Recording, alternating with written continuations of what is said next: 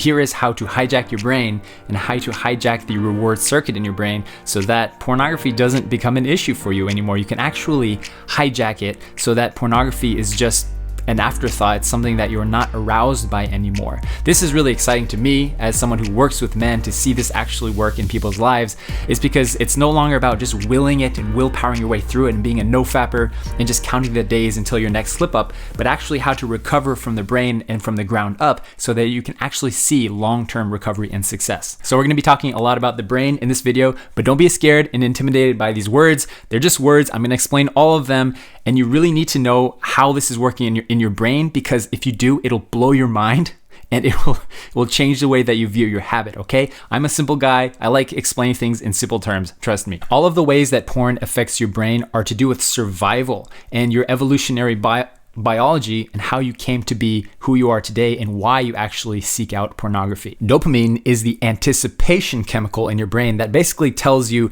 that you're about to do something that's really important for your survival. You're about to embark on a very important mission to keep you alive, to keep you sane, to keep you going. So every social media post that you see that is triggery or sexual in content, or every porn video that you see, is a tiny little squirt pun intended, of dopamine, a rush of dopamine into you. Then it's telling you that you're about to experience sexual pleasure and a sexual experience. But the tricky part here is that pornography is not essential to your survival. So dopamine is the anticipation, which is why many people do what's called edging, is you're keeping yourself in a lengthy period of feeling that anticipation. This is why you often seek out new and more adventurous and more hardcore pornography over time. It's because that anticipation is so intense that it eventually leads you down this rabbit hole to acting out sexually. The important thing for you to know is that the anticipation chemical of dopamine is actually stronger than the actual satisfaction of actually doing it. That chemical, the dopamine, is actually stronger than it, so it often leaves you in a state of constantly wanting more content and wanting more sexual content and never really being satisfied, because that chemical of anticipation is much stronger than the actual satisfaction and finishing. Evolutionarily speaking, this makes sense because the dopamine, the anticipation, the actual seeking of survival, is a lot more likely to keep us alive and surviving than the actual act of finishing and leaving us in a state of overdose. So when you do get those dopamine hits, that produces a protein, stay with me, a protein called delta phos B, okay? Delta phos B, it's a protein, and its only job is to make sure that you, the user of porn, go back to the original source of that feel-good pleasure, the dopamine rush, and it keeps you going back to it. The really important thing to note, an exciting thing here, is that studies have shown that that protein, about 7 days after you go cold turkey and quit porn, for 7 days, that protein, the urges, the temptation, the strength, the desire to go back to the dopamine rush, elongates and continues for about 7 days after you quit porn, after you decide to quit porn, for 7 days. And it kind of stays up there for about 4 weeks total. So 3 more weeks for 4 weeks total. And then after 4 weeks, it starts to die down. This is why doing rebooting and rewiring your brain for 28 days for 4 weeks is really important and really powerful.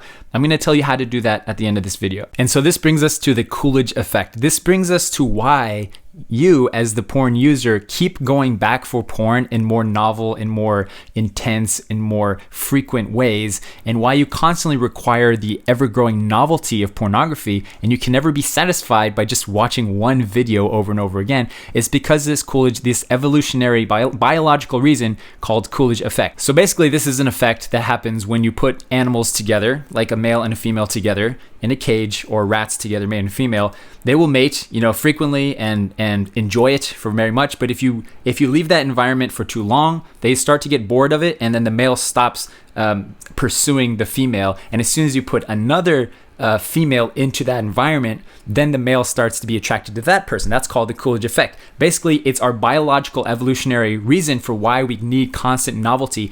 And the reason for this is for many reasons, but mostly it's for diversifying genetics, and also to make sure that populations are growing within that species. So why is the Coolidge Effect important? It's because if you can understand this, you understand your brain, you understand why you're wired in a way to want to watch ever-growing, ever-accessible, constantly novel pornography. And that leads us to the trick, okay? The trick to hijacking your brain. I'm not just going to leave you guys with a bunch of brain facts. I'm going to give you the actual stuff. The trick here is to replace the dopamine hits completely. And this question mark is replace the dopamine. When you go back to the first line, the dopamine hit that you experience is when you are scrolling through Instagram, when you're on the computer at night and you're playing some games, or you're watching a movie and you get triggered, or you're at the gym and you see someone in some raunchy clothing or anything like that. That kind of feel good chemical that you experience when your penis tinkles a little, when you got your little wiener sticking up a little bit, that experience is a dopamine rush. And you train your brain to associate that with eventually being able to climax and masturbate and orgasm, and be led down this rabbit hole to eventually watching porn, right? So the key here is to replace that moment, in the moment when you're experiencing those urges. You have to replace that experience with a different kind of dopamine hit, a genuine dopamine hit, and something that I like to call your North Star. So take yourself out of the triggery situation, close the laptop, stand up, get outside, and do something that produces dopamine and triggers you to go down a different path, and triggers you and rewires your brain to associate those urges with actually a different kind of dopamine, and not the dopamine of watching and anticipation of watching porn and eventually acting out sexually. So what are activities that do produce dopamine and are healthy for you? That's the trick. They have to be anticipation. They have to be of anticipation for your survival as a human, but also they have to be good for you. Really good examples are anything that has to do with money, health, or sex.